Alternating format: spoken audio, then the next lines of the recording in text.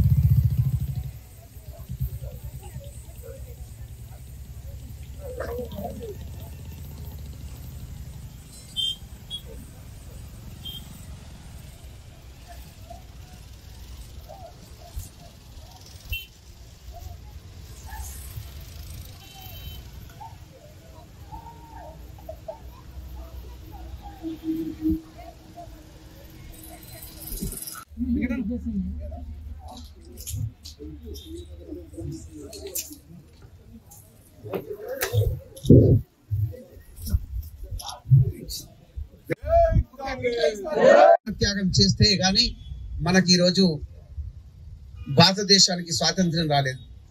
మనం గాంధీజీ గారిని స్మరించుకోవాల్సిన అవసరం ఉంది. వారితో పాటు ఎంతో మంది అమరులు, వారిని అందరినీ కూడా స్మరించుకోవాలి. అదేవిధంగా ఈ రాజ్యాంగం సృష్టికర్త డాక్టర్ బాబాసాహెబ్ అంబేద్కర్ గారిని కూడా ఎల్లవేళలా ఊరూరా విగ్రహాలు ఉన్నాయి.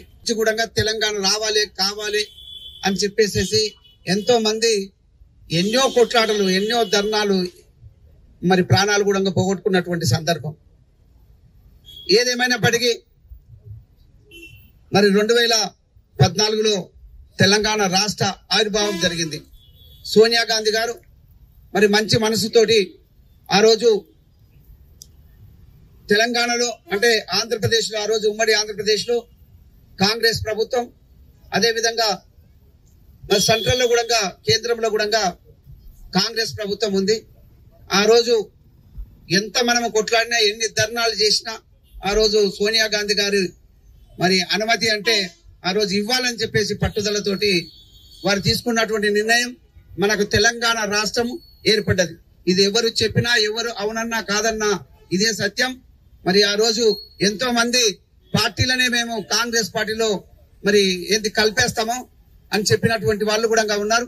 అయినా ఈ రోజు మళ్ళీ అంటే 9.5 సంవత్సరాల తర్వాత కాంగ్రెస్ ప్రభుత్వం మరి తెలంగాణలో వచ్చినది. ఆ రోజు చేసిన ఇప్పటివరకు ఆనంద్ గారు అన్ని చాలా వివరంగా చెప్పినారు. ఎందుకు వాళ్ళని ఇంటిగా పంపించినారు, ఎందుకు ఇంట్లో కూర్చునబెట్టినారు అనేది. మరి మనం వచ్చిన తర్వాత కూడా చేయాలి. ఆ రోజు వచ్చినటువంటి నినాదం వాస్తవమే.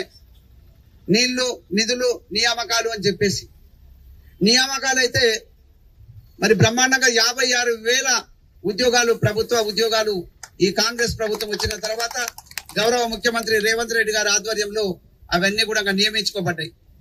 అదేవిధంగా మనకు నిధులు కూడా పూర్తిగా ఉన్నాయి. కాకపోతే అప్పుడు అప్పులు బాగా తెచ్చినారు, వాటికి వడ్డీలు కట్టడం అవన్నీ ఉన్నా కూడా దాన్ని అధిగమిస్తూ బ్రహ్మాండంగా గౌరవ ముఖ్యమంత్రి రేవంత్ రెడ్డి గారి ఆధ్వర్యంలో మంత్రులందరూ కూడా శ్రమిస్తా ఉన్నారు, అభివృద్ధి కోసం పాటుపడతా ఉన్నారు. మరి మన నిధులను మనం ఖర్చు పెట్టుకుంటా ఉన్నాం. ఇంకా చెప్పాలంటే 9.5 సంవత్సరాలలో అప్పులు చేస్తే వాటికి కూడా వడ్డీలు, ఆ కిస్తీలు అంటాం కదా, అవన్నీ కూడా కడుతున్నటువంటిది ఇప్పుడు ఈ రేవంత్ రెడ్డి గారి ప్రభుత్వం. అయినా కూడా మనకు కూడా ఆ నిధులు ఈ రోజు గొప్పగా చెప్పుకోవడానికి అవకాశం ఉంది. రేవంత్ రెడ్డి గారు ఇక్కడికి వచ్చినప్పుడు చెప్పినారు, మేము నిధులు ఇస్తాము, ఈ రోడ్లు బాగలేవు ఇక్కడ ఈ గ్రామాలలో గానీ ఇక్కడ ఉన్నటువంటి కల్వకుర్తిలో ఎక్కడ రహదారులు బాగలేవు అని చెప్పేసి దాదాపుగా 500-600 కోట్ల రూపాయలు మనకు మంజూరు చేయడం జరిగింది. అదే విధంగా ఇక్కడ కూడా ఈ మున్సిపాలిటీలో కల్వకుర్తి మున్సిపాలిటీలో దాదాపుగా 50 కోట్లతోటి ఈ రోజు సీసీ రోడ్లు కావచ్చు, డ్రైనేజీలు కావచ్చు, అన్ని విధాలుగా మరి డెవలప్మెంట్